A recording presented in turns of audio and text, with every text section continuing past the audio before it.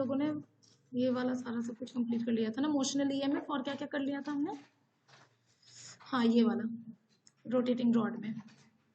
Rotating rod वाले का तुम लोगों ने फॉर्मूला लिखा था क्या डायरी में? ईएमएफ इंड्यूस्ड अक्रॉस, वो फॉर्मूला मैंने डायरी में नहीं लिखवाया था ना, देखो तो। EMF induced in a rotating rod, diary में लिखवा दे? नहीं, अच्छा ठीक है, जिन्होंने नहीं लिखा है वो लिख लो। लिख लिया था, सही है। Placed in uniform magnetic field, E is equal to half B omega L square. Light वहां से ऑन कर लो। अच्छा, हाँ ठीक है, ये तुम्हारा डायरी।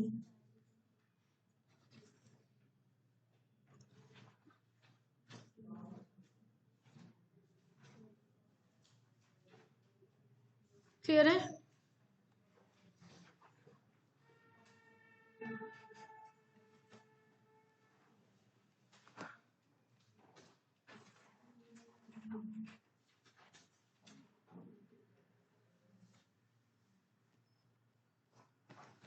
ऑल राइट, अब हम लोग ये एनर्जी कंसिडरेशन वाला कर लेते हैं,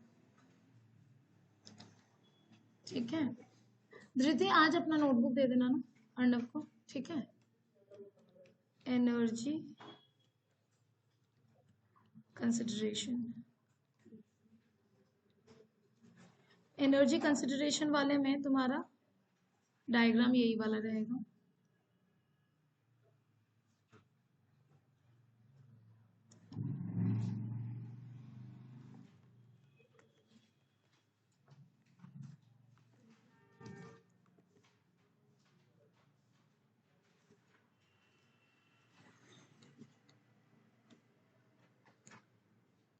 है ना, जो तुम्हारा ईएमएफ इंड्यूस हो रहा है वो तो तुम्हारा कितना है? बीएलवी, बातें बंद। Induced EMF is your BLV. यहाँ पर हम लोग क्या कंसिडर करते हैं कि जो तुम्हारा फ्रेम है MSRN, उसका रेजिस्टेंस जो है वो बहुत नेग्लिजिबल है in comparison to the resistance of PQ। All right, या फिर तुम ऐसा कह सकते हो that resistance of PS, resistance of, ये तुम्हारे को लैंग्वेज में लिखना रहेगा, अभी हम लोग खाली नोटेशन में लिख रहे हैं। SR, resistance of RQ is negligible as compared to the resistance of PQ।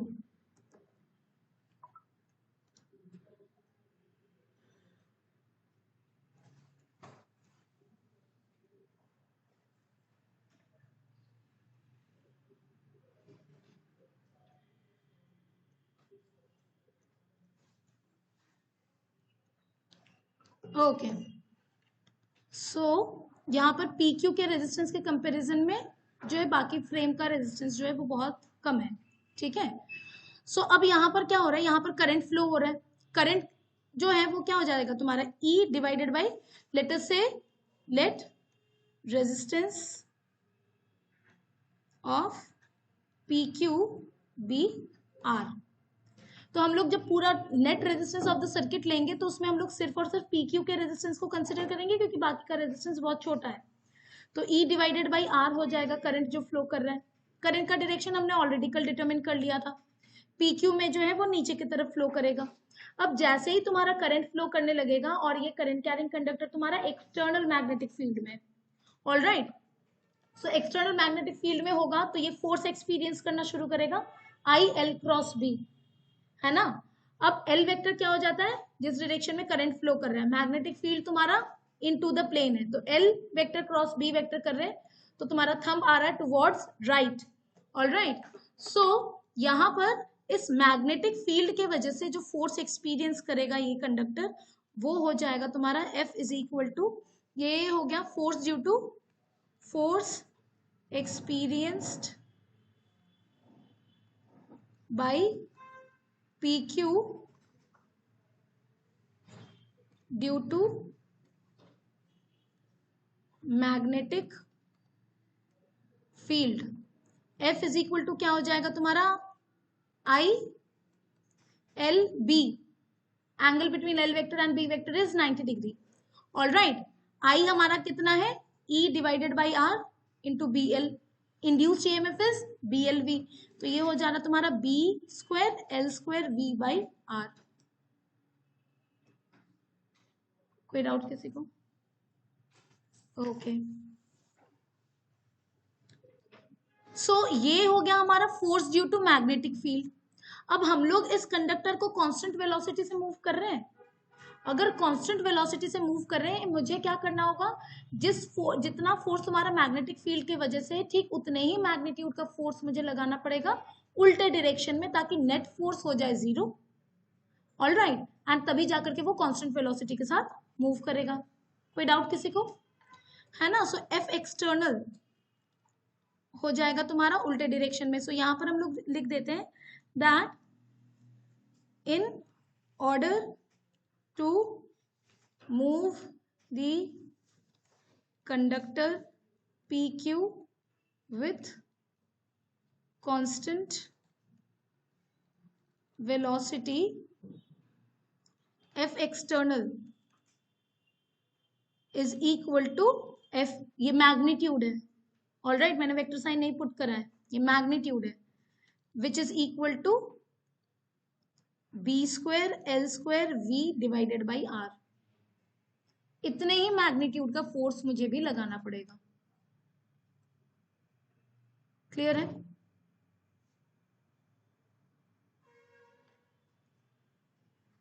दिक्कत हो रहा है धीरे धीरे? थोड़ा आगे उधर शिफ्ट हो जाओ। नहीं, तभी भी दिक्कत हो, दिख रहा है?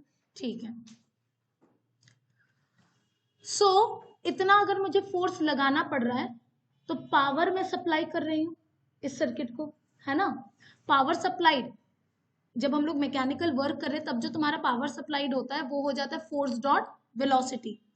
मैं फोर्स लगा रही हूँ टुवर्ड्स लेफ्ट, वेलोसिटी भी इस रॉड के पास टुवर्ड्स लेफ्ट ही है, तो फोर्स और वेलोसिटी दोनों सेम डायरेक्शन में। तो एफ डॉट वी सिंपली क्या हो जाएगा, F into V, cos of 0 degree, cos 0 is 1। So power supplied P is equal to F external dot V। So ये हो जाएगा तुम्हारा external force into V cos of 0 degree. F external है तुम्हारा B square L square V divided by R into V, तो ये आ जा रहा है तुम्हारा B square L square V square by R। ये हो गया तुम्हारा power supply to the circuit.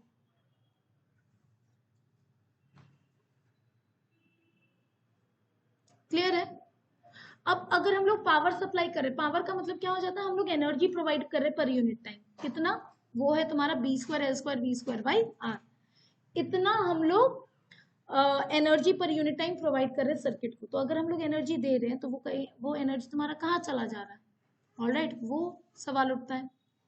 ठीक है। सो करंट जब फ्लो करता है किसी भी वायर में, तो जूल हीटिंग की वजह से भी पावर डिसिपेट होता है इन द फॉर्म ऑफ हीट। वो हम लोग देख लेते हैं कि power dissipated, what will be the power dissipated in the form of heating, वो तुम्हारा जूल हीटिंग के टर्म्स में आ जाएगा, वो हो जाता है तुम्हारा आई स्क्वायर आर। ऑल राइट, है ना, ध्यान है ना। सो पावर डिसिपेटेड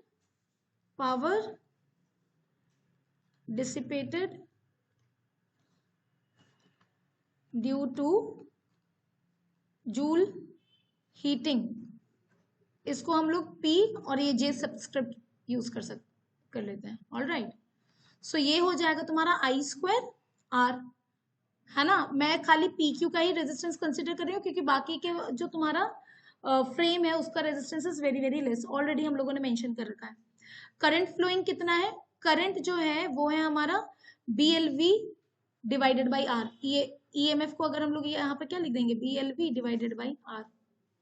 तो करंट आई स्क्वायर क्या हो जाएगा तुम्हारा, B square L square V square by R square into R. तो जूल हीटिंग की वजह से जो तुम्हारा पावर डिसिपेट हो रहा है वो हो जा रहा है B square L square V square by R. ये एग्जैक्टली उतना ही है जिस रेट से हम लोग एनर्जी सप्लाई कर रहे हैं, है ना। मतलब कि हम जो पावर प्रोवाइड कर रहे हैं उसी वही पावर से तुम्हारा एनर्जी क्या हो रहा है, डिसिपेट हो रहा है। यानी कि जिस रेट से हम एनर्जी प्रोवाइड कर रहे हैं उसी रेट से तुम्हारा energy in the form of heat dissipate हो जा रहा है because of the flow of current. All right, so यहाँ पर तुम्हारे से पूछा जा सकता है कि तुम हम लोग जो पावर सप्लाई कर रहे हैं वो तुम्हारा किस फॉर्म में कन्वर्ट हो जा रहा है। ठीक है, सो यहाँ पर लिख लो दी वर्क डन। यहाँ पर क्या कर रहा है, एजेंट जो है वो वर्क कर रहा है।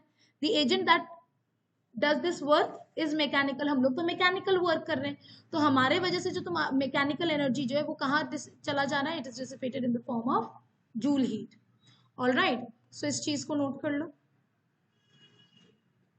And it is dissipated as joule heat.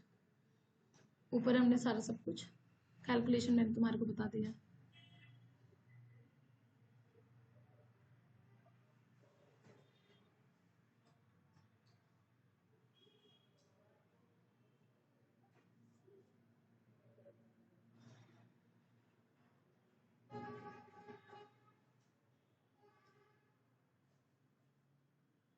Done,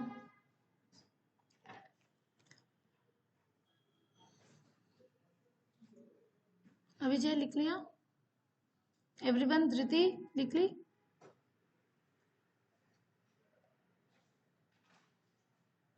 Tisha लिख ली बेटा, डन, ओके। सो अगेन ये तुम्हारा एक इम्पॉर्टेंट डेरिवेशन रहता है, तुम्हारे को ना पूछा जाएगा कि जो तुम्हारा अमाउंट ऑफ चार्ज जो तुम्हारा फ्लो कर रहा है वो सिर्फ और सिर्फ चेंज इन मैग्नेटिक फ्लक्स और रेजिस्टेंस के ऊपर डिपेंड कर रहा है, कितने टाइम जो तुम्हारा टाइम इंटरवल है उसके ऊपर डिपेंड नहीं कर रहा है। ऑल राइट, सो हमारे को क्या पता है, जो इंड्यूस्ड ईएमएफ का मैग्नीट्यूड है वो क्या हो जाता है, क्या लिख रहे हो,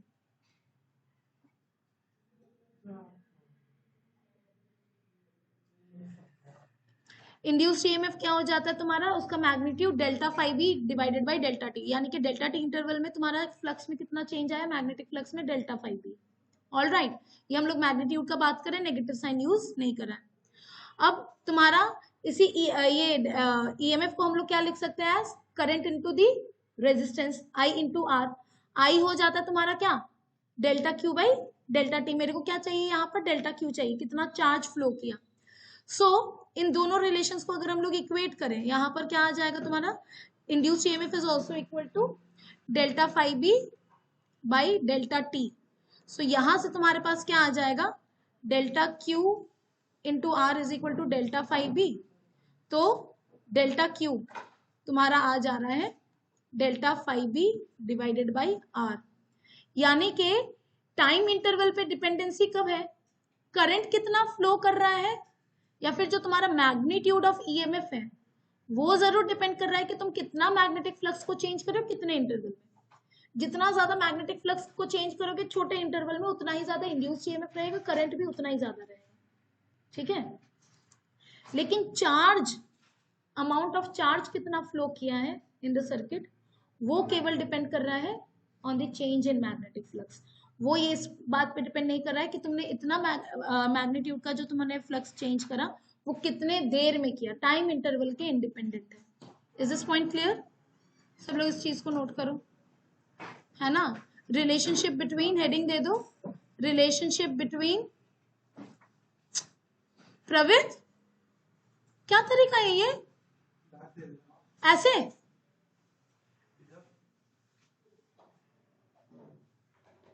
वो लिख रहा है उसके कॉपी पे फेंक रहे हो, देख क्यों हम इसलिए नहीं होता तो फिर मैंने हाथ पकड़ा, आपने देखा कि देखा, यस बातें बन, मैं उससे बात कर रही हूँ, कल ही तुम लोगों को मैंने बोला था।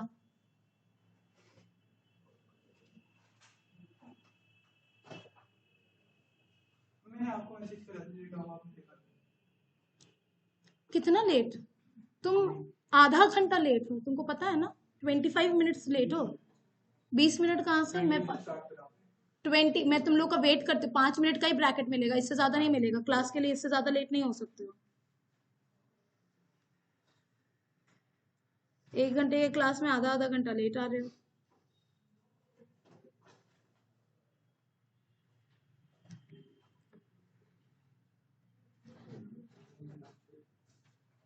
बातें बंद। डायरी लाया है आर्यन? क्रॉस चेक कर रहा है? लिखा हुआ है, क्रॉस चेक करते रहो बेटा, इन केस ना लिखा रहे। Done everyone?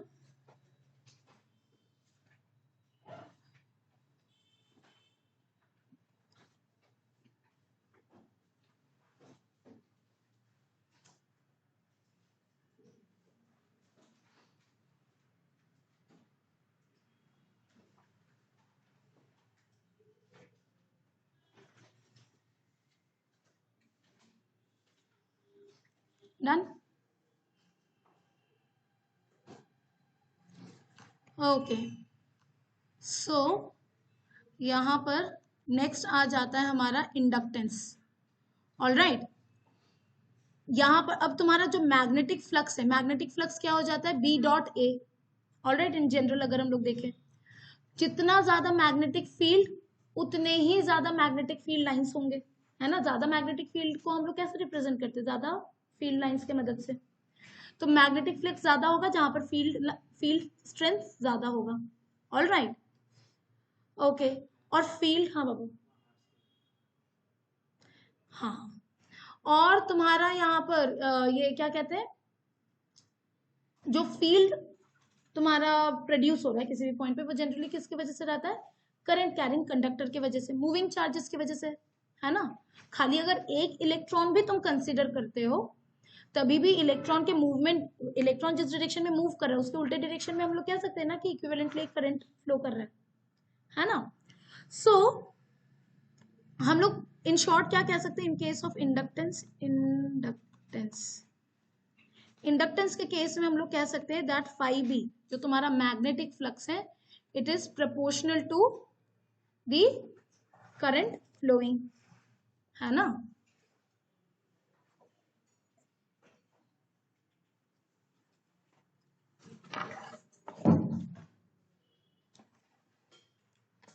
सो इस चीज को लिखो, magnetic flux is directly proportional to the current flowing in the circuit.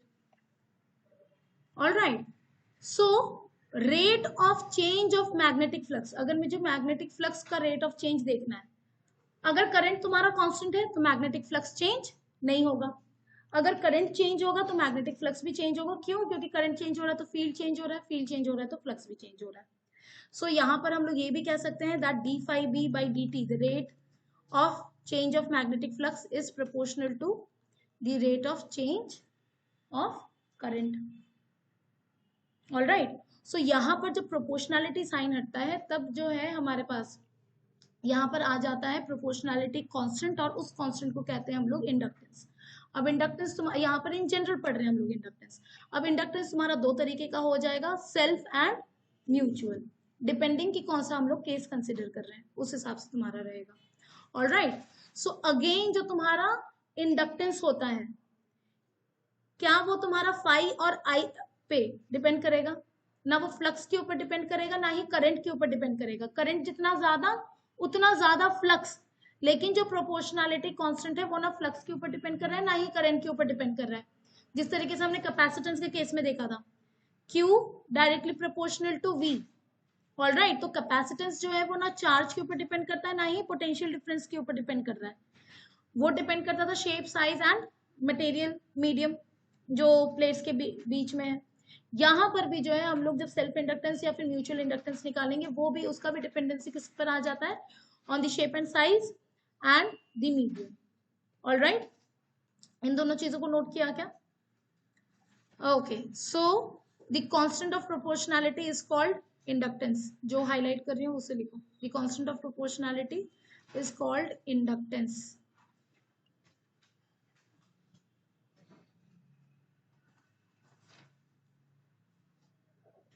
है ना। और इंडक्टेंस जो है वो डिपेंड करता है on the geometry of the coil,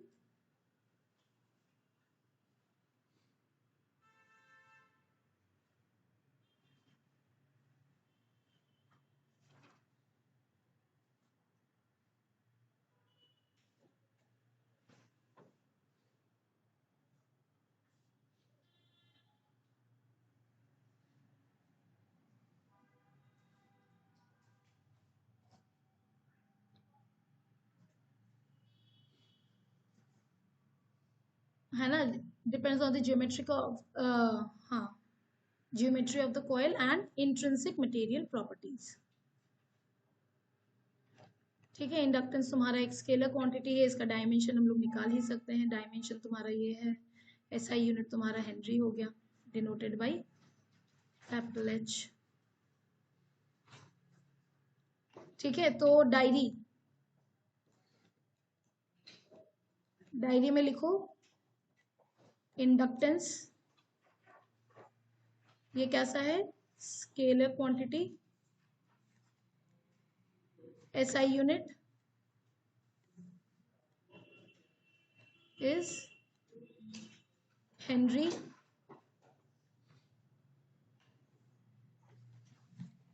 है ना, और डायमेंशनल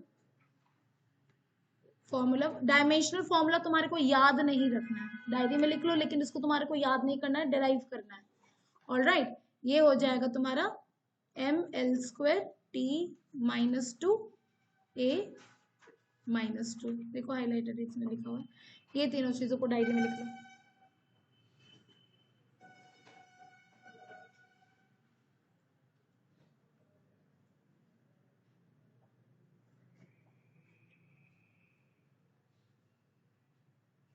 डायरी लाइए, क्यों, तुमको कहाँ से याद है? डायरी पूछना शुरू करूं मैं, डायरी का पूरा मैं पूछना शुरू करूं?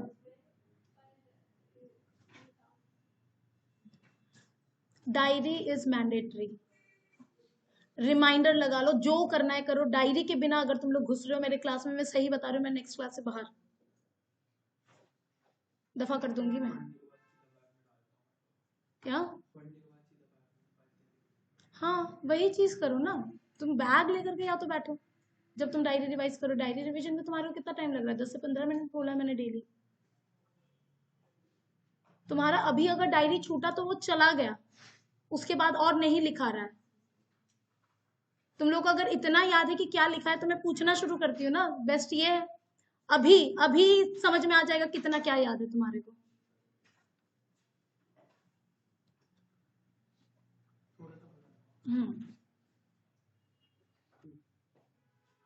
ठीक है, सो फॉर n लूप्स, अगर हमारे पास n लूप्स होंगे, फॉर n लूप्स, एक लूप से जो लिंक तुम्हारा फ्लक्स है, या फिर एक लूप से जो एसोसिएटेड फ्लक्स है, वो अगर 5e है, तो n लूप से एसोसिएटेड फ्लक्स कितना हो जाएगा तुम्हारा? n5e। इसे हम लोग फ्लक्स लिंकेज भी कहते हैं, flux linkage. And in that case तुम्हारा n5e would be proportional to current. Clear है यहां तक सबको?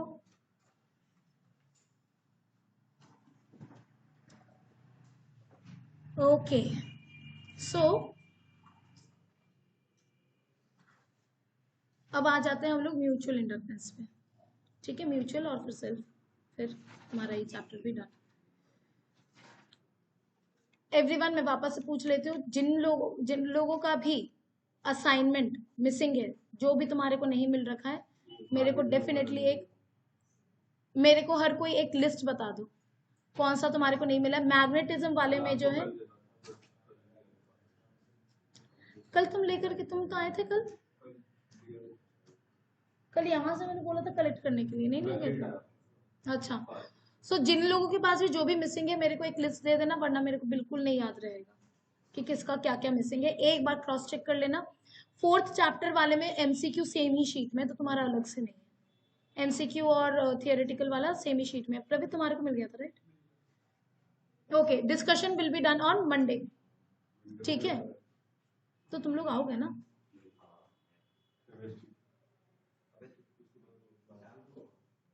शाम को तो आए जाओ बेटा, अभी तुम लोग मिस करोगे तो फिर कैसे रिवीजन होगा? भले ही ऑनलाइन अटेंड करो, लेकिन कर लो, है ना? समझ रहा है रे? क्योंकि तुम्हारा टारगेट देखो, तुम लोग का टारगेट बोर्ड है। ठीक है, तो इसीलिए जो है अपना जैसा चल रहा है उस चीज को चलाते रहो। इनफैक्ट मैं तुम्हारे को एक बार भी ये नहीं बोलूंगी कि किसी और सब्जेक्ट, सारे सब्जेक्ट्स को वैसे ही चलाते रहो, नहीं तो इन प्री बोर्ड्स के चक्कर में ना वो तुम्हारा पूरा बिगड़ेगा। अभी जिस पैटर्न में तुम्हारा रिवीजन चल रहा है, तुम्हारे को टारगेट कर लेना चाहिए। आईएससी वालों को मैं बोल रही हूँ, 13 से है ना तुम लोग का पेपर, तो मिनिमम बाय 5 तुम्हारा सारा सब्जेक्ट को लेकर के तुम्हारे को इसी पैटर्न में चल करके पूरा अच्छे से कंप्लीट कर लो इस चीज को। उसके बाद फिर तुम्हारा जो जो पेपर्स आते रहेंगे उस हिसाब से तुम्हारे करते रहना। एक बार मैं तुम लोगों के साथ स्ट्रैटेजी डिस्कस भी कर लूंगी, क्योंकि इतने बड़े बड़े अगर गैप्स है ना, जो लास्ट लास्ट वाले पेपर से वो तुम्हारा पीछे का छूटता रहेगा ना, तो अगेन तुम्हारा वॉश ऑफ होता रहेगा। तो उस चीज को किस तरीके से मेंटेन कर सकते हो, वो चीज के बारे में तुम लोग चाहो तो डिस्कस कर लेना, अगर किसी भी सब्जेक्ट में तुम्हारे को लग रहा है। ऑल राइट, लेकिन अभी के लिए जो है प्री बोर्ड्स को लेकर के डिस्टर्ब ज्यादा नहीं। ठीक, ओके। सो अब आ गया तुम्हारा सेल्फ इंडक्टेंस। एग्जाम के टाइम पर ना भले ही तुम लोग ऑनलाइन कर लो, बट अटेंड कर लो क्लास। सो सेल्फ इंडक्टेंस के केस, अच्छा सेल्फ शुरू कर दिया है, ठीक है। लेट अस से कि हमारे पास एक कॉइल है, हाँ मैंने म्यूचुअल पहले बोला था, सेल्फ लिख दिया। लेट अस से कि हमारे पास कॉइल है, ऑल राइट। इसमें तुम्हारा करंट फ्लो कर रहा है I, flux linked with one single turn, वो हो गया phi. Capital N is total number of coils in the solenoid. ठीक, फाई भी हो गया, फ्लक्स linked with, कोई डाउट प्रवृत्त, सिंगल टर्न, है ना। सो ऐसे में तुम्हारा N phi B is proportional to I, correct है। जो तुम्हारा टोटल फ्लक्स होगा, टोटल मैग्नेटिक फ्लक्स जो होगा लिंक्ड विद द कॉइल, वो प्रोपोर्शनल हो जाएगा I के, जो करंट इसमें फ्लो कर रहा है। ऑल राइट, यहां पर जब तुम्हारा प्रोपोर्शनैलिटी साइन हटेगा, इसको हम लोग कह देते हैं coefficient of self inductance. L is coefficient of self inductance. Clear है। अब तुम्हारे को ये L डेराइव करने के लिए पूछा जाएगा फॉर अ सॉलिनॉइड। ठीक, ओके। अच्छा, और इस केस में जो तुम्हारा EMF इंड्यूस होगा, चलो उसके बारे में बात करते हैं। पहले हम लोग डिराइव कर लेते हैं coefficient of self inductance for a solenoid. All right, so for solenoid N phi B को हम लोग सॉल्व करते हैं कि N phi B क्या है। ठीक है, N क्या है तुम्हारा total number of turns. Total number of turns को जो है हम लोग सॉलिनॉइड के केस में बात करते हैं about number of turns per unit length. तो टोटल नंबर ऑफ टर्न्स को हम लोग लिख सकते हैं small n into small l। Small l is the length of the solenoid, small n is the number of turns per unit length. Phi b हो जाएगा तुम्हारा b into area of the loop, है ना, the area of the cross section. अब magnetic field inside the solenoid हो जाता है तुम्हारा mu not small n I। So n l ये हो गया तुम्हारा mu not small n I into area को जो है मैं पाई r स्क्वायर लिख देती हूँ। सो n phi b हमारा आ जा रहा है as mu naught n square l pi r square into I। ये हो गया तुम्हारा इक्वेशन 1, ये हो गया तुम्हारा इक्वेशन नंबर 2। क्लियर है। सो दोनों को कंपेयर करेंगे तो हमारा I का जो कोएफिशिएंट है वही हमारा क्या हो जाएगा, द सेल्फ इंडक्टेंस। ठीक है, so comparing equation 1 and equation 2, L is equal to हो जा रहा है तुम्हारा mu naught n square L into pi r square. Small n क्या है, number of turns per unit length, L हो गया तुम्हारा लेंथ ऑफ सोलेनॉइड, है ना, स्मॉल r हो गया, r हो गया तुम्हारा radius of the coil. Clear है?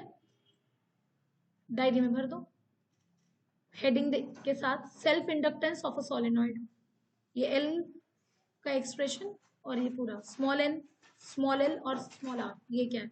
तो तुम यहाँ पर देख रहे हो जो सेल्फ इंडक्टेंस है वो किसके ऊपर डिपेंड कर रहा है? Number of turns per unit length, length, radius, पूरा कंस्ट्रक्शन के ऊपर डिपेंड कर रहा है। और म्यू नॉट क्यों है? क्योंकि हमने जो कॉइल कंसिडर करा है वहां वो कहाँ पर है? उसके बीच वाले रीजन में तुम्हारा वैक्यूम है।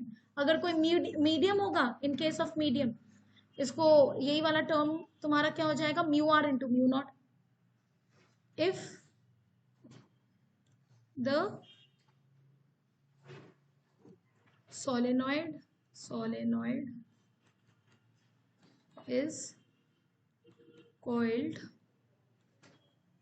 on a medium, किसी एक मीडियम में तुम्हारा कॉइल्ड है, तो इन दैट केस L जो है वो हो जाएगा तुम्हारा म्यू आर म्यू नॉट, है ना, म्यू ऑफ द मीडियम ले रहे इन शॉर्ट, तो म्यू ऑफ द मीडियम हो जाता तुम्हारा relative permeability into the permeability of the vacuum, और बाकी टर्म्स एज इट इज रहेंगे, n square L pi R square. इन दोनों चीजों को लिख लो डायरी में। On a medium of relative permeability mu R, ये दोनों चीज तुम्हारा डायरी में जाएगा विथ हेडिंग, हेडिंग के साथ लिखना है, अदरवाइज कंफ्यूज हो जाओगे।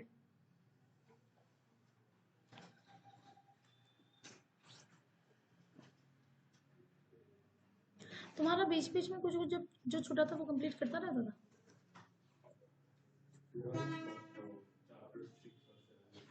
अच्छा,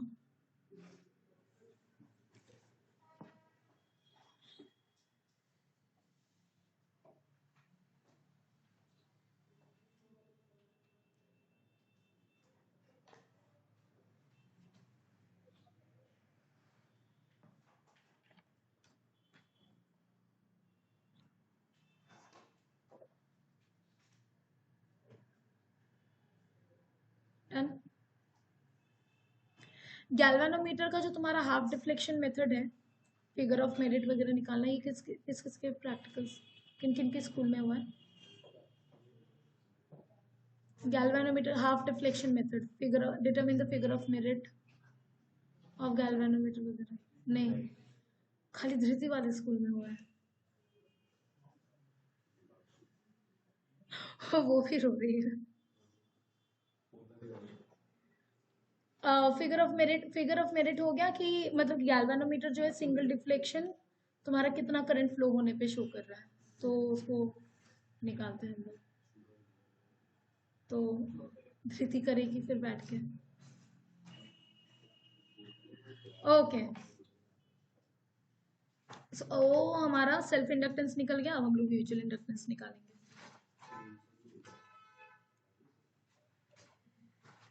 म्यूचुअल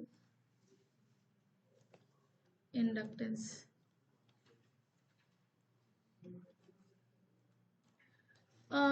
ये एचए वाले बच्चे मेरे को ये बता दो, तुम लोगों के लिए आना कन्वीनियंट कब है इन तीनों दिनों में से?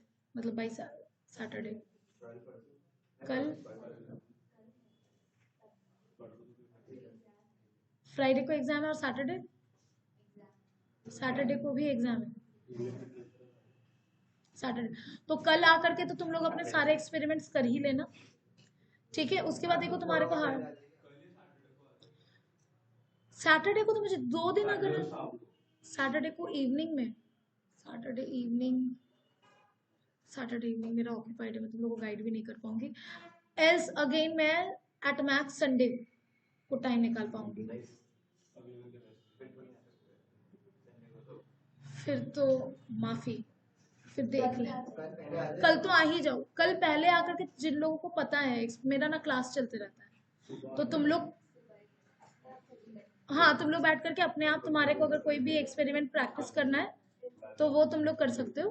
10 आ जाओ, ठीक है, हाँ 10 o'clock आ जाना, मेरा यहाँ पर ड्रॉपर बैच चलता है मेरे को, लेकिन पिन ड्रॉप साइलेंस चाहिए रहेगा, ठीक है, okay, all right. So mutual inductance,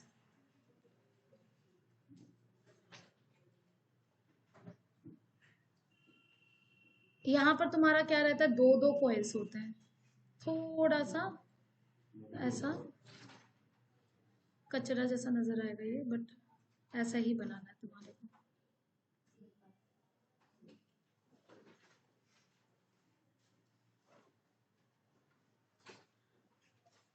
ठीक है, तुम्हारे पास दो कॉइल्स है, एक को नेम कर दो एज S1 और एक को नेम कर दो एज S2। सो अगेन जितना बड़ा डायग्राम बनाओगे उतना ज्यादा नीट लगेगा।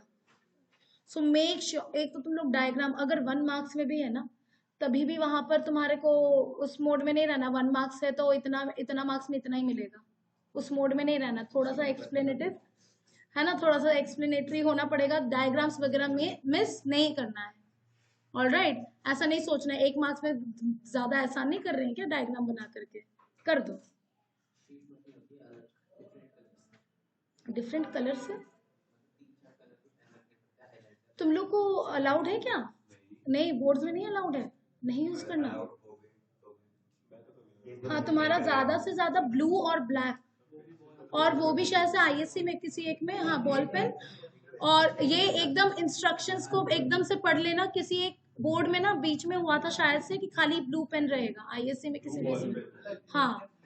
सो यस यस यस, एक ही, लेकिन एक बार देख लेना, कंफर्म कर लेना, वापस से शायद से रूल्स चेंज हुआ। एट मैक्स तुम्हारा ब्लू एंड ब्लैक, डायग्राम बनाने में कंजूसी नहीं करना है ना, चाहे 1 मार्क का भी क्वेश्चन रहे और तुम्हारे को डायग्राम पता है तो डायग्राम बनाओ, ठीक है।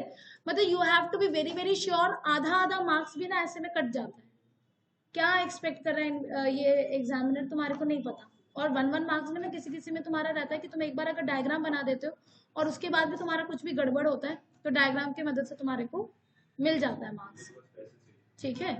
क्या चाहिए, किसको पैसे चाहिए? अच्छा, हाँ हाँ वो सब तो, हाँ नहीं तो क्यों, ये डिस्कशन अचानक से बहुत चेंज हो गया, ऐसा तुम्हारे को नहीं लग रहा है? मैं यहाँ पर बोल रही हूँ मार्क्स के बारे में, इनको इंटरेस्ट है कि किसको कितना पैसा मिलेगा। ओके, हो गया क्या बात? अब इधर ध्यान, ओके यस यस यस, बातें बंद। सो यहाँ पर हम लोग क्या निकाल रहे हैं, म्यूचुअल इंडक्टेंस, यानी कि एक कॉइल में हम लोग करंट फ्लो करवाएंगे, उसको लेटर से मैं प्राइमरी कॉइल कॉल कर दूंगी, दूसरा वाला हो जाएगा तुम्हारा सेकेंडरी कॉइल। ऑलराइट, ये तुम्हारा कनेक्टेड रहता है, ये लेटर से कि मैंने S1 कॉइल में बैटरी कनेक्ट कर दिया, तो S1 कॉइल में हम लोग करंट को फ्लो करवा रहे हैं, एंड S2 कॉइल में तुम्हारा किसी भी तरीके का सोर्स नहीं है, यहाँ पर गैल्वेनोमीटर लगा देंगे तो हमारे को दिख जाएगा डिफ्लेक्शन, डिपेंडिंग कि क्या हो रहा है, अभी उसके बारे में बात करेंगे, ठीक है। सो यहां पर होगा क्या, अगर मैं S1 में करंट फ्लो करवा रही हूँ, लेटर से S1 में जो करंट फ्लो हो रहा है वो तुम्हारा I1 है, ठीक। तो अगर S1 में तुम्हारा करंट फ्लो हो रहा है, S1 के विद इन तुम्हारा मैग्नेटिक फील्ड तो आएगा ही कॉइल में, S1 के कॉइल में, लेकिन S1 का कॉइल जो है वो इस तरीके से लिंक्ड है S2 के साथ, सच दैट कि वो मैग्नेटिक फ्लक्स जो है वो ऑटोमेटिकली S2 के साथ भी लिंक हो जा रहा है। क्या इस चीज को समझ पा रहे हो? वापस से बताओ, मैं ये कह रही हूँ कि S1 और S2 के कॉइल्स लिंक्ड है, जिस तरीके से हमने अरेंजमेंट रखा है, तो S1 में जब मैं करंट फ्लो करवाऊंगी तो मैग्नेटिक फील्ड लाइंस तो आएंगे S1 के अंदर, तो वो ऑटोमेटिकली S2 में भी तुम्हारे पास मिलेगा, तो तुम्हारे पास तुम्हारा जो फ्लक्स है वो S2 में भी लिंक हो जा रहा है। तो यहाँ पर इसी चीज को हम लोग कह रहे हैं म्यूचुअल। म्यूचुअल का मतलब क्या हो जाता है, एक के वजह से दूसरे में क्या असर हो रहा है, ऑलराइट। सो यहाँ पर हम लोग क्या कह देंगे, ये S1 के लिए जो है मैं सब्सक्रिप्ट 1 यूज करने वाली हूँ, सेकेंड वाले के लिए 2, तो सेकेंड वाले में लेटर से की total number of turns N2 है, तो N2 phi B would be proportional to the current flowing in the first coil, capital I से डिनोट कर रहा है, समझ पा रहे हो? So N2 B is equal to आ जा रहा है तुम्हारा MI1। क्लियर है? M हो गया तुम्हारा कोएफिशिएंट ऑफ म्यूचुअल इंडक्टेंस। अब हम लोग अगर कॉइल, हाँ, और वही तुम्हारा सेम S2 के थ्रू भी तो तुम्हारा फ्लक्स तो उतना ही रहेगा ना। वो भले ही एक अलग रीजन में कन्फाइंड है, लेकिन फ्लक्स अगर बोलेगी तो वो तो तुम्हारा उतना ही रहेगा। क्लियर है? अग्रीड। अब हमारे को M निकालना है। M निकालना है मतलब मेरे को LHS को सॉल्व करना है, क्योंकि RHS में तो M अननोन है, वही निकालना है। I1 तो I1 ही है, उसमें हम लोग क्या ही आगे फर्दर कुछ भी करेंगे। तो N2 B को देखते हैं किस तरीके से लिख सकते हैं। Now N2 B can be written as, N2 क्या है? Total number of turns in the second coil. वो हो जाएगा तुम्हारा स्मॉल n2, यानी कि number of turns per unit length of second coil, small n। अब ऊपर वाले से तुम्हारे को क्लियर है कि स्मॉल n क्या हो जाता है तुम्हारा? Number of turns per unit length. Alright, तो small n2 into L, L हो गया the length of the solenoid. So इसको अगर हम लोग यहां से व्यू करेंगे, है ना, तो वो डायग्राम मैं तुम्हारे को बता देती हूँ। वो डायग्राम हमारे को कैसा सा दिखेगा? ये बाहर वाला कॉइल का क्रॉस सेक्शन एंड ये अंदर वाले कॉइल का क्रॉस सेक्शन। जो मैग्नेटिक फील्ड है वो खाली अंदर वाले कॉइल के अंदर ही है ना, कन्फाइंड। अंडरस्टूड? तो फ्लक्स जब मुझे लिखना रहेगा, ये N2 तो मैंने लिख दिया, तो फ्लक्स जब मुझे लिखना पड़ेगा linked with the second coil as well, वो भी तुम्हारा क्या होगा? यहाँ पर भी तो फ्लक्स तुम्हारा इतने ही रीजन में कन्फाइंड है ना, इस रीजन में तो मैग्नेटिक फील्ड है ही नहीं। सो फ्लक्स जो है वो हो जाएगा तुम्हारा B1 magnetic field due to the current flowing in solenoid S1 into जो एरिया ऑफ द, ये जो हम लोग एरिया ऑफ क्रॉस सेक्शन लेंगे वो कौन सा लेंगे? जितने रीजन में तुम्हारा मैग्नेटिक फील्ड कन्फाइंड है, और वो कितने रीजन में है? In the area of cross section of the solenoid S1। सो ये B1 into pi R1 square हो गया। देखो तो किसी को कोई डाउट? सद्भव क्लियर है बेटा? ओके, सो ये हो गया तुम्हारा N2L। B1 क्या हो जाएगा सोलेनॉइड S1 में? N1, ये म्यू नॉट N1, चलो mu naught N1 I1, mu N, ये म्यू नॉट NI होता है ना। अच्छा ठीक है, और इनटू में तुम्हारा क्या आ जाएगा? पाई R1 स्क्वायर। सो N2 हमारा आ जा रहा है म्यू नॉट N1 N2L पाई R1 स्क्वायर इंटू I1। इसको बोल देते हैं हम लोग इक्वेशन नंबर 2, और जो पहला वाला इक्वेशन था इसको बोल देंगे हम लोग इक्वेशन नंबर 1। दोनों को कंपेयर करेंगे। देखो अगेन I1 का जो तुम्हारा कोएफिशिएंट है ये तुम्हारा M के बराबर आ जाएगा। तुम्हारे को लिखना रहेगा comparing equation 1 and equation 2, MI1 is equal to this पूरा का पूरा टर्म I1 कैंसिल करके सारा सब कुछ भी स्किप नहीं करना है। You have to be very very expressive जब तुम अपना आंसर शीट में सारा सोल्यूशन लिख रहे हो। ठीक है, सो ये हो गया तुम्हारा, वही वो उसी के लिए तुम्हारा प्रैक्टिस है। ठीक है, यहाँ पर भी मैं तुम लोगों का फुल टेस्ट लूंगी। Everyone done?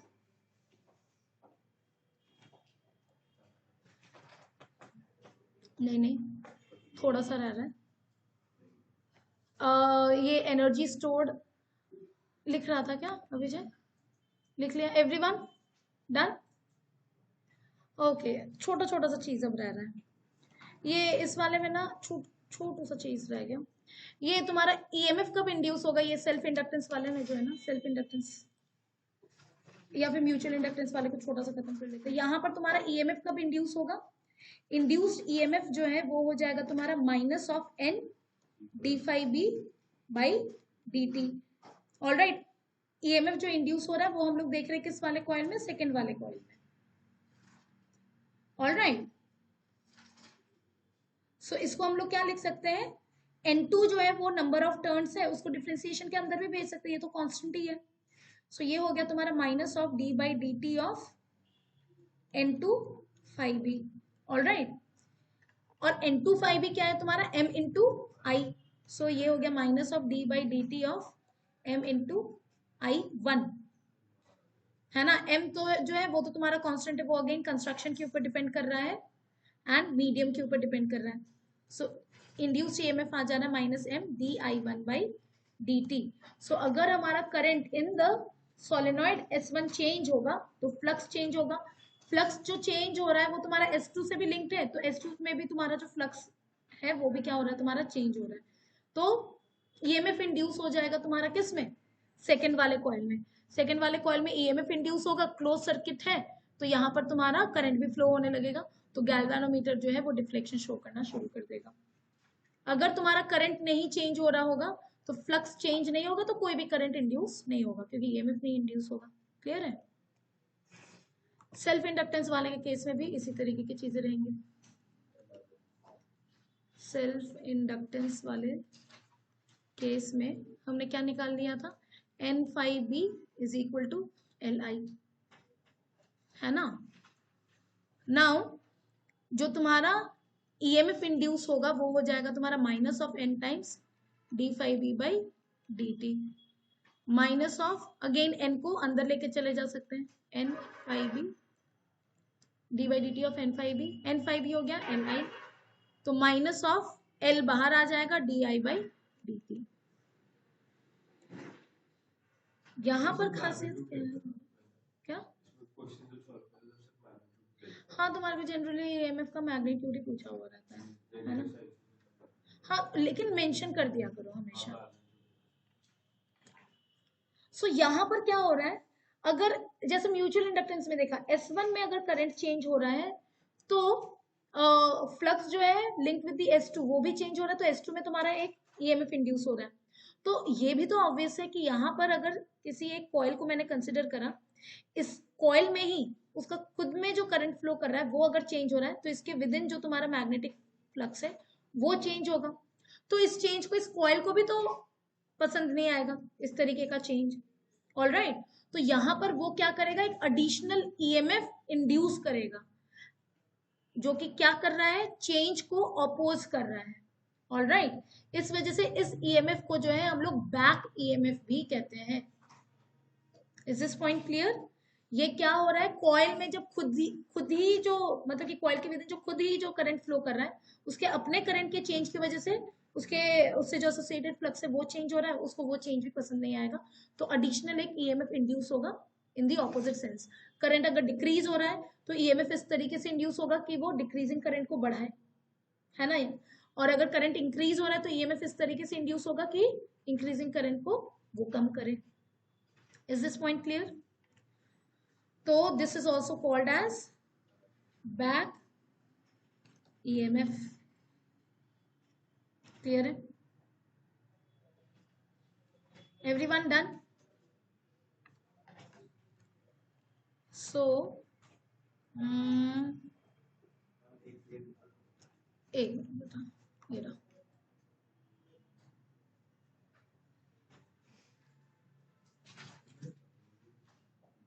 क्या ढूंढ रहा है सुजय।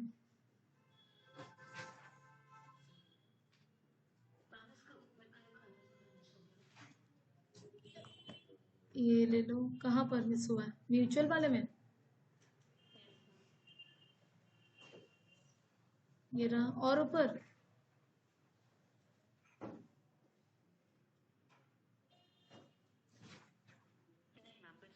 हो गया। ओके, सो इधर ये तुम्हारा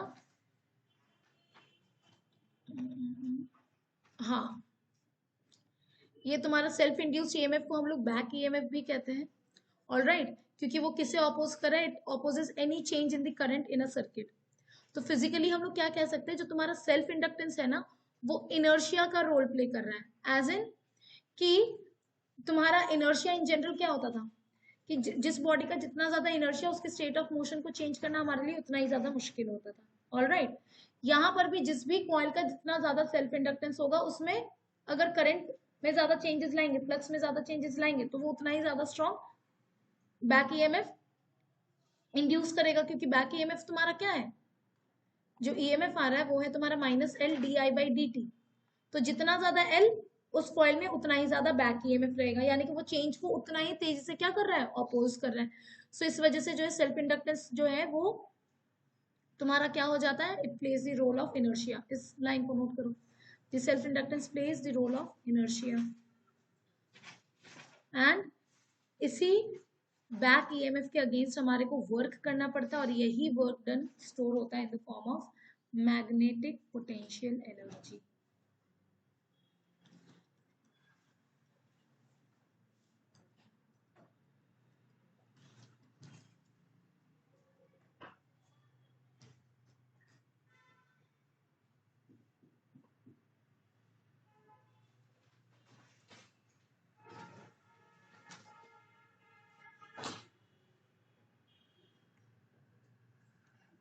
जो हाईलाइटेड उसको लिख लिया।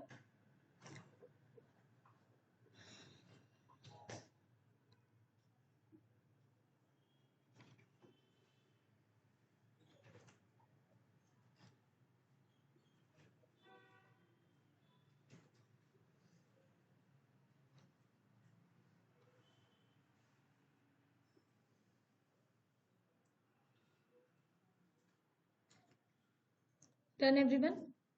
अब हम लोग डिराइव करेंगे an expression for the energy stored in a coil या फिर इन अ सोलेनॉइड। लिख लिया था क्या प्रवीत? ठीक है, ठीक है। Energy stored in a coil और सोलेनॉइड, ठीक है। सो यहाँ पर the rate of work done क्या हो जाता है तुम्हारा, V इंटू आई होता था, तो यहाँ पर इंड्यूस्ड ईएमएफ इंटू आई हो जाएगा। All right, so D W by D T, induced EMF का मैग्नीट्यूड क्या हो जाएगा तुम्हारा, L D I by D T, और ये I हो गया। सो यहाँ से हम लोग डी डब्ल्यू लिख सकते हैं as L I D I. अभी अभी हमने देखा कि जो हमारे को वर्क करना पड़ रहा है वो किसके अगेंस्ट करना पड़ रहा है, इस बैक ईएमएफ के अगेंस्ट। इस बैक ईएमएफ के अगेंस्ट जो हम लोग वर्क कर रहे हैं वही स्टोर हो रहा है इन the form of magnetic potential energy. तो हम लोग यहाँ पे बेसिकली वर्क डन निकाल रहे हैं।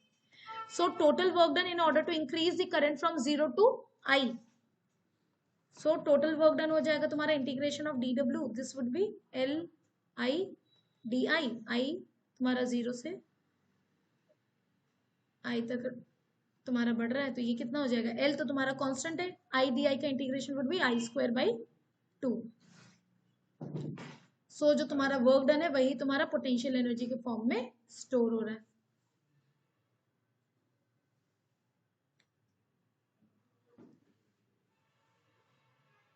क्लियर है?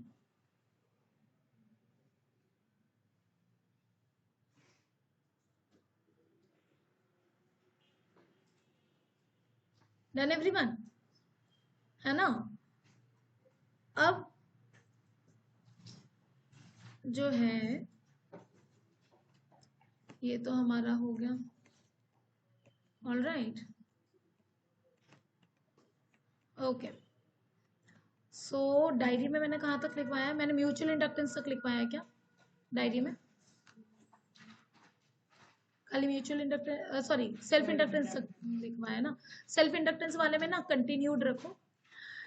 Induced EMF would be equal to, ये diary, induced EMF would be equal to minus of L D I by D T, है ना।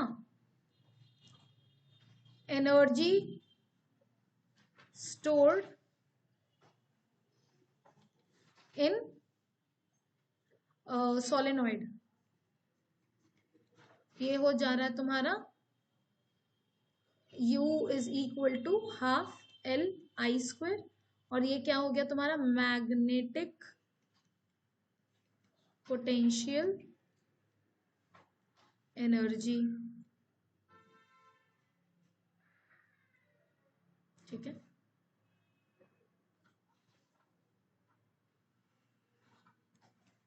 इसके ब्रैकेट में लिख दो, इसको ही हम लोग बैक ईएमएफ कह रहे हैं।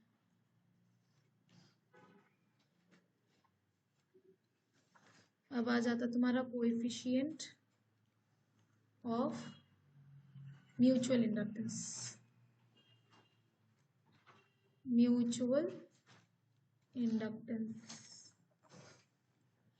यहां पर तुम्हारा क्या हो जाता है, N2 phi b is equal to MI1। Alright, induced EMF हो जाता है तुम्हारा माइनस ऑफ M di1/dt, और M का वैल्यू हो जाता है तुम्हारा mu naught N1 N2 L पाई R1 स्क्वायर। ठीक,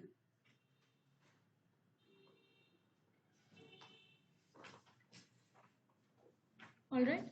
सो म्यूचुअल इंडक्टेंस में जो है ना, मैंने तुम्हारे को करंट मतलब प्राइमरी कॉइल जो है खाली अंदर वाला कॉइल को बताया था। तुम अगर बाहर वाला कॉइल भी अगर ले लोगे ना, तभी भी कोई रिजल्ट में डिफरेंस नहीं आएगा, वो वाला मैं तुम्हारे को एक बार बता दूं। सो इन शॉर्ट, म्यूचुअल इंडक्टेंस का प्रूफ अगर आता है तो तुम्हारे को ये नहीं याद रखना है कि किसको प्राइमरी कॉइल बना है, किसको सेकेंडरी कॉइल बना है, तुम्हारी मर्जी, रिजल्ट दोनों से ही तुम्हारा आना है। ये भी हो सकता है कि तुम्हारे को पूछा जाए कि शो करो कि एक बार कॉइल अंदर वाले कॉइल को प्राइमरी बनाया, यानी कि अंदर वाले कॉइल से करंट फ्लो करवाया, तब म्यूचुअल इंडक्टेंस का कोएफिशिएंट निकालो, और अब बाहर वाले कॉइल में करंट फ्लो करवा करके एम का वैल्यू निकालो और प्रूव करो कि दोनों केसेस में एम का वैल्यू सेम आ रहा है। तो वो एक छोटा सा रह रहा है, उसको हम लोग देख लेते हैं। कहाँ गया, ये रहा, है ना। सो यहाँ पर हम लोग क्या करेंगे, इसका एक ऑल्टरनेटिव मेथड, इस बार यहाँ पर S1 में हम लोग गैल्वेनोमीटर कनेक्ट कर देंगे।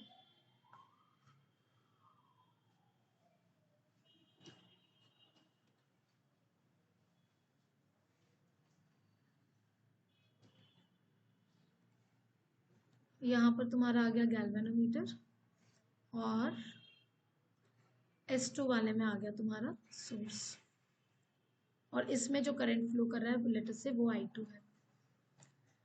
तो इस बार क्या लिखेंगे, total number of turns in S1 is N1 phi b would be proportional to I2, तो N1 phi b is equal to MI2। ये रही इसकी हेडिंग, म्यूचुअल इंडक्टेंस ही है ना। इस बार हम लोग खाली S2 को प्राइमरी बना दे रहे हैं, S2 तुम्हारी प्राइमरी कॉइल है, पहले वाले में S1 प्राइमरी कॉइल था।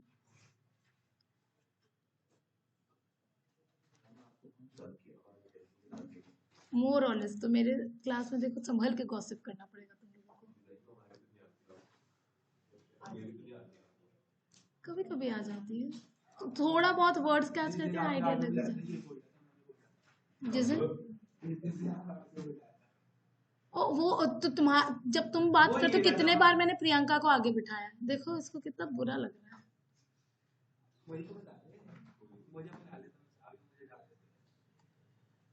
डन।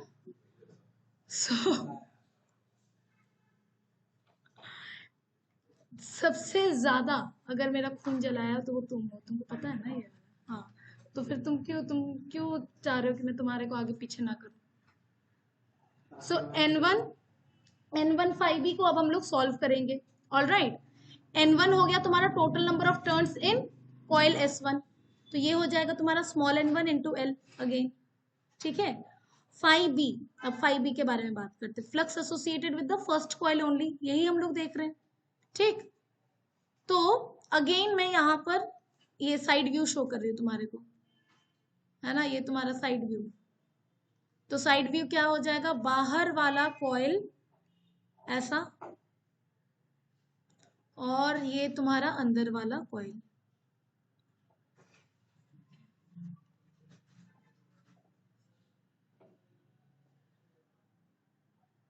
ये तुम्हारा R1 है। यहां पर क्या है, बाहर वाले कॉइल में तुम्हारा करंट फ्लो कर रहा है, करेक्ट। तो फ्लक्स जो है वो तो तुम्हारा इस पूरे के पूरे एरिया में रहेगा, ठीक है, लेकिन मुझे flux linked with the inner coil ही चाहिए ना बस। तो मुझे जिस एरिया से मतलब रहेगा वो कौन सा रहेगा, ये व्हाइट वाला पोर्शन का। अग्रीड। सो जब मैं यहाँ पर फ्लक्स लिखूंगी तो इस व्हाइट वाले पोर्शन में भी जो तुम्हारा अंदर वाला कॉइल है वहां पर भी मैग्नेटिक फील्ड है, तो आखिरकार किसकी वजह से, बाहर वाला कॉइल की वजह से। सो ये हो जाएगा तुम्हारा B2 इंटू A1। देखो तो क्या इस चीज को समझ पा रहे हो, मैग्नेटिक फील्ड आ रहा है बाहर वाले कॉइल की वजह से, लेकिन मुझे flux associated with the inner coil चाहिए, तो मुझे एरिया इनर कॉइल का ही लेना है। क्लियर है। सो वापस से तुम्हारा यहाँ पर A1 ही आ गया। सो ये तुम्हारा क्या हो जाएगा, N1L। B2 हो जाएगा तुम्हारा μ0 N2 I2। A1 हो गया तुम्हारा पाई R1 स्क्वायर। सो ये अगेन क्या आ गया तुम्हारा μ0 N1 N2 L पाई R1 स्क्वायर I2। ठीक, वापस से अगर तुम यहाँ पर m मतलब कि रिलेशन 1 और रिलेशन 2 को कंपेयर करोगे तो m का वैल्यू क्या आ जाएगा, μ0 N1 N2 L पाई R1 स्क्वायर। सेम ही चीज आ रहा है। सो यहाँ पर देखो N1 N2 तो तुम्हारा दोनों के number of turns per unit length आ ही रहे। एरिया के केस में ध्यान रखना अंदर वाले कॉइल का ही आता है in either case. In case तुम्हारा खाली ये पूछा जाता है, क्या कहते हैं, फॉर्मूला पूछा जाता है। ठीक है, तो तुम्हारे को क्या ध्यान रखना है कि एरिया जो है इनर कॉइल का ही आता है इन ईदर केस। सो ना इस वाले कोएफिशिएंट ऑफ म्यूचुअल इंडक्टेंस को हम लोग क्या एट टाइम्स किस तरीके से डिनोट करते हैं, mutual inductance of coil 1 due to coil 2, तो M12 कह देंगे, और ऊपर जो हमने किया था उसमें क्या कह देंगे, M21। तो हाँ वैल्यू सेम आ रहा है। वो जब प्रूविंग रहता है ना तब तुम M12 M21 इस चीज को लिख सकते हो। प्रूविंग वगैरह नहीं आ रहा है तो तुम M4 रहने मतलब कि खाली खाली M भी लिख सकते हो। ठीक है, लेकिन अगर तुम यस, और M21 हो गया 2 ड्यू टू 1, मतलब mutual inductance of 2 due to 1। Clear है। तो इन दैट केस तुम ये नोटेशन यूज करके M12 is equal to M21 proof कर दोगे। ठीक। सो मेरे को एक बार चेक करना पड़ेगा कि तुम लोग का एडी करंट और एडी करंट है तुम लोगों का। हाँ मेरे को एक बार हाँ मैंने तुम लोगों को वो एनसीईआरटी का प्रिंट आउट दे दिया था। एनसीईआरटी का प्रिंट आउट मेरे को और कितने लोगों के लिए लाना पड़ेगा, तुम्हारे पास है एनसीईआरटी है। सब लोग जो है एनसीईआरटी ले आएंगे, तुम लोगों को मैं प्रिंट आउट दे दूंगी 1 2 3। ठीक है, हाँ तुम लोग तीनों के लिए मैं प्रिंट आउट्स लेकर के आ जाऊंगी। सो एडी करंट और एक बार मैं देख लूंगी एसी जनरेटर किसके सिलेबस में है नहीं है, तो उस हिसाब से हम लोग कल कंटिन्यू करके तुम्हारा कल तो ये तुम्हारा रैपअप हो ही रहा है। इसके बाद हमारा शुरू हो जाएगा EMI AC। ओके।